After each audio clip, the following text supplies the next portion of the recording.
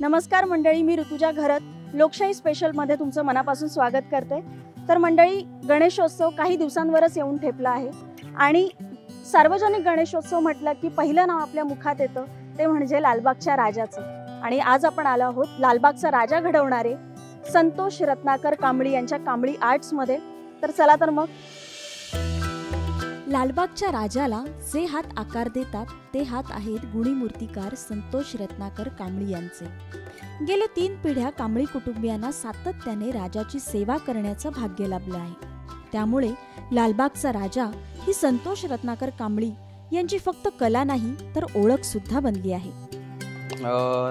लालबागचा राजा हा 1934 ची स्थापना आहे आणि माझे आजोबा कैलासवासी मधुसूदन धोंडोजी कांबळी यांनी 1935 पासून राजाच्या सेवेला सुरुवात केली होती। त्यानंतर आजोबांनंतर माझे मोठे काका कैलासवासी व्यंकटेश मधुसूदन कांबळी यांनी ते आफ्टर 60s म्हणजे 1960 नंतर ती धुरा त्यांनी उचलली आणि जसं जसं त्यांचं पण वयानुसार त्यांना म्हणजे राजाची सेवा होत नव्हती, वय झालं होतं काकांचं। त्यानंतर 2000 पासून आत्तापर्यंत मी आणि माझे वडील रत्नाकर कांबळी आम्ही आज राजाच्या सेवेमध्ये आहोत। बाकी ठिकाणी बघाल तर तुम्हाला स्थूल भेटतील गणपती। आपला बाप्पा एकदम म्हणजे एकदम स्लिम आहे, स्लिम इन द सेन्स माणसासारखा, जो कोणालाही असं वाटतं की खरोखरच तिथे एखादी व्यक्ती बसली आहे।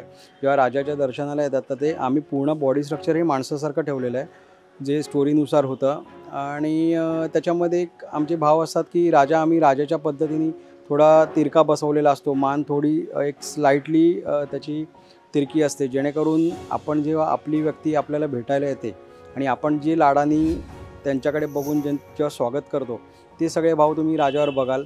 आणि राजाचा चेहरा पण आम्ही स्माइलिंग ठेवलेला आहे, त्यामुळे लोकांना ते जास्त भावतं।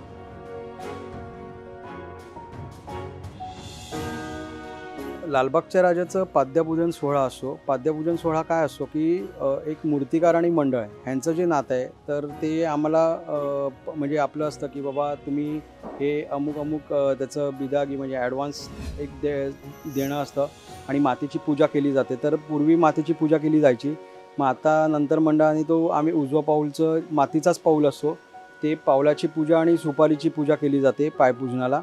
आणि ते जसं म्हणजे एक मंडळ आम्हाला सांगते की बाबा आपण आता मूर्ती करायला चालू करू शकता। तो एक सोहळा झाल्यानंतर तीच माती आणि ती जी सुपारी असते राजाच्या नावाने जी पूजली जाते ती बाप्पाच्या शरीरात सोडली जाते आणि त्याच्यानंतर मग पूर्ण कलरला वगैरे आम्ही बाप्पा घेतो। तर ही सगळी प्रोसेस असते, जेणेकरून हा नवसाचा असल्यामुळे आम्हाला सगळ्या गोष्टी म्हणजे मला माझ्या फॅमिलीला कटाक्षाने पाळाव्या लागतात। आम्ही बऱ्याच गोष्टी बनवताना सुद्धा तिथे कोणाला येणं जाणं अलाव नसतं, कारण काही पावित्र्य जपावं लागतं बाप्पाचं, त्यामुळे ह्या सगळ्या गोष्टी फार म्हणजे सांभाळून कराव्या लागतात। आणि गणरायाची सेवा करण्याची संधी ही एखाद्या भाग्यवंतालाच लाभते। त्यापैकीच एक भाग्यवान मूर्तिकार म्हणजेच संतोष रत्नाकर कांबळी।